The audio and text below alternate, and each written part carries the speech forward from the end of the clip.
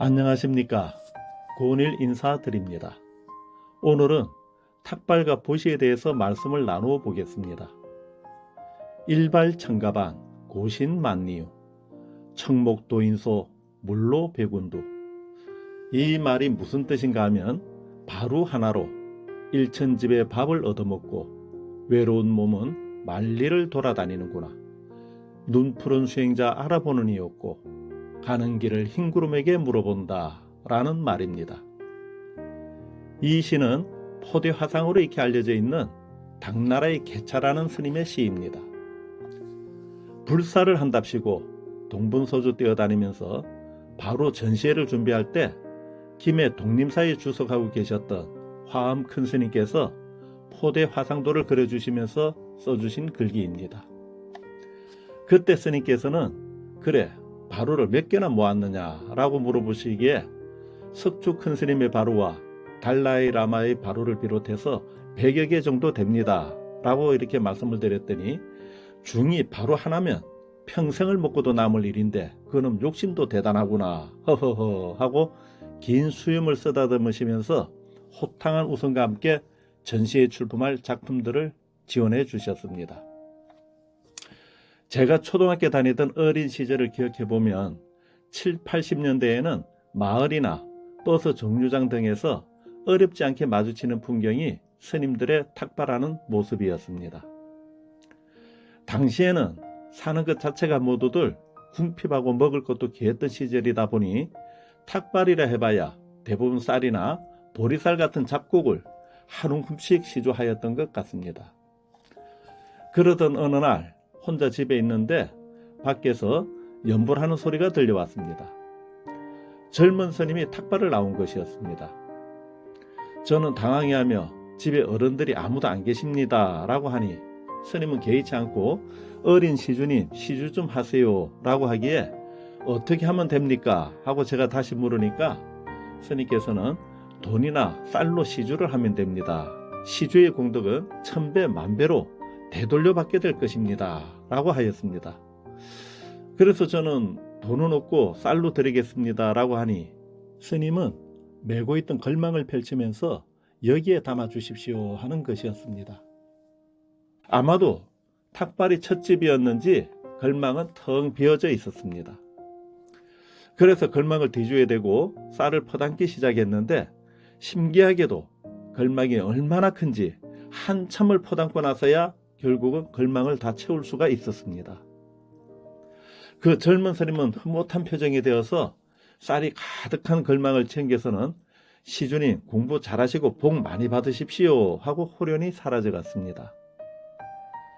뒤주의 쌀은 제가 보기에도 바닥에 가깝게 학주로 들었지만 착한 일을 했다는 생각에 기분은 한껏 뿌듯했습니다.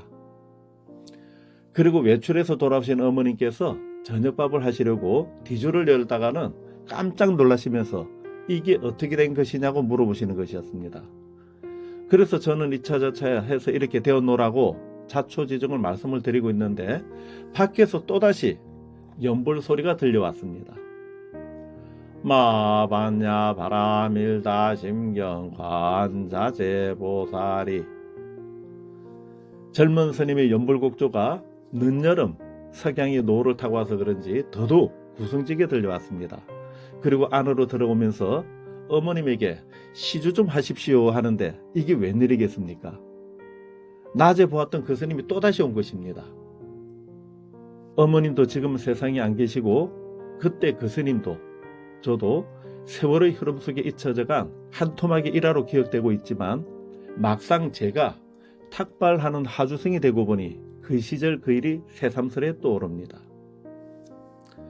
탁발과 관련한 설화를 보면 부처님 당시에 불교의 교세가 확장되고 스님들의 수행력이 깊어지는 것에 불안해진 마구니 무리들이 스님들이 먹을 것이 없으면 체력이 떨어져서 수행도 못할 것이라고 생각을 해서 마을 사람들을 선동하고 이간질하여 스님들에게 공양을 올리지 못하게 하였다고 합니다. 그런데 마구니들의 의도와는 달리 정반대의 현상이 일어난 것입니다. 먹을 것은 궁핍하였지만 스님들의 수행력은 오히려 더욱 수승해지고 불교 교단은 더욱 확장되어 갔습니다. 이에 다시 고민을 하던 마구니들이 이번에는 스님들을 극진히 대접하고 공양모를 넘치도록 시조하게끔 술수를 벌였습니다. 그러자 수행자들은 마구니들이 원하는 대로 게으르고 탐욕스러운 모습으로 변했다고 합니다.